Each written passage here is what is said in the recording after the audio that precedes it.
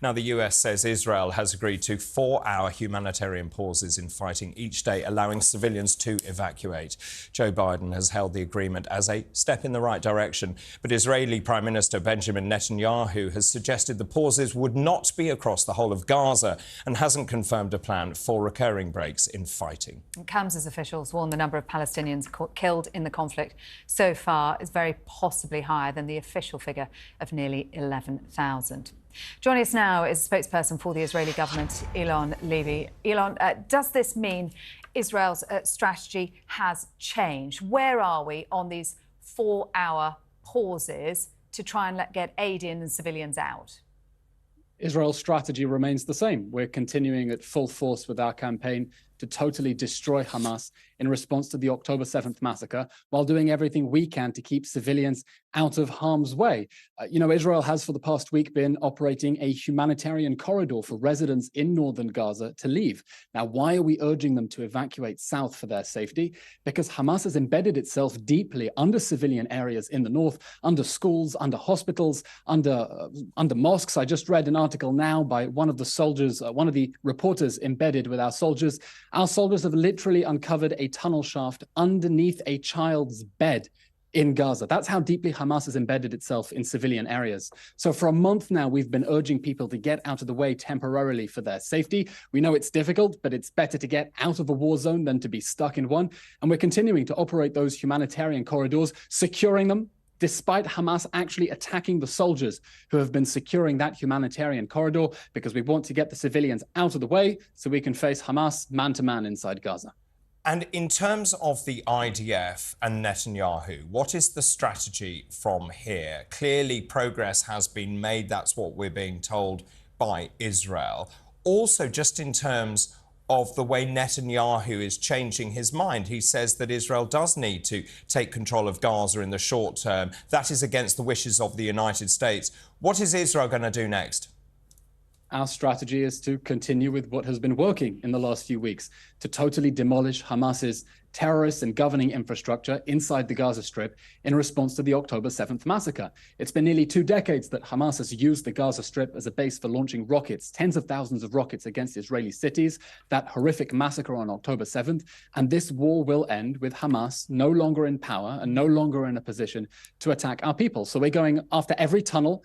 We're exposing the rocket launchers in the mosques. We're exposing the activation cables in the clinics. We're exposing the tunnel shafts in children's bedrooms. We are demolishing the Hamas terror state inside the Gaza Strip. And when this war ends, I wish I could tell you it's next week, but unfortunately it will be long. We will need a new reality in the Gaza Strip, a new reality that brings security for the people of Israel and ensures that the Gaza Strip is totally demilitarized and can never again be used by a terror group to launch indiscriminate attacks against our people, much less the sort of horrific massacre we saw on October 7th. You describe your strategy as continuing, not changing. Senior Biden administration officials have said the number of Palestinians killed in Gaza very possibly higher than the almost 11,000 number being officially reported by Hamas's health ministry. And the head of the UN has said that the number of civilians killed in the Palestinian region shows there's clearly something very wrong with Israel's military operations. How much pressure are you coming under from the likes of the UN, from the United States, to change that strategy? We're continuing because we have no choice but to destroy the Hamas terror machine that perpetrated the October 7th massacre while doing everything we can to get civilians out of harm's way. Now, just a word on the casualty numbers. Those numbers, including those coming from the UN, are coming from Hamas. They are coming from the terror organization that on October 7th burned and beheaded children.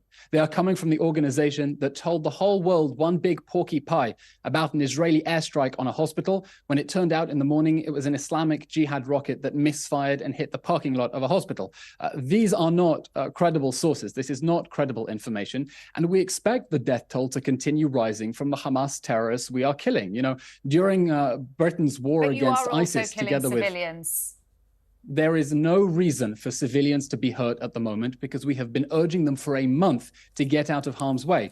We have been putting our own soldiers in harm's way to secure a humanitarian corridor for them to leave. There is no reason for civilians still to be in harm's way. I'll tell you what else we're doing, and this is something that no country in the world has ever done.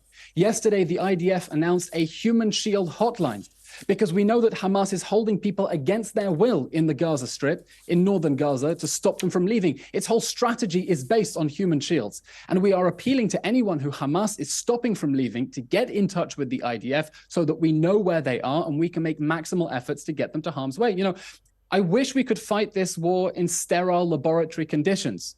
I wish we could fight this war out on a battlefield like they did in the Middle Ages, man to man. But Hamas is forcing us to fight this war in densely populated urban areas.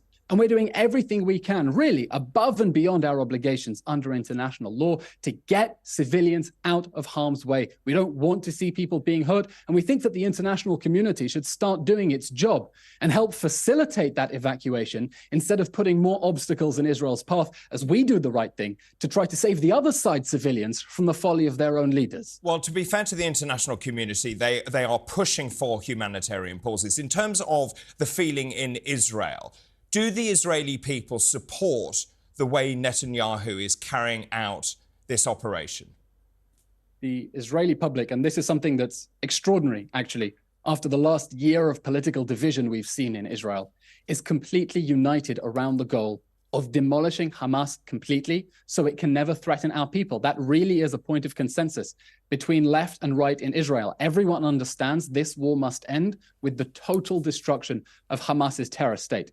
And as a result, we're continuing with full force. We will not consider any sort of ceasefire without a return of our hostages. We have 240 people in the Gaza Strip, including over 30 children, including 10 toddlers. And if anyone thinks we're going to stop putting pressure on Hamas while a 10-month-old baby is being held hostage in a dark tunnel by armed gunmen with Kalashnikov rifles, they have another thing coming. We will continue putting pressure on Hamas to bring our hostages home and to defeat the Hamas terror state so it can no longer threaten our people.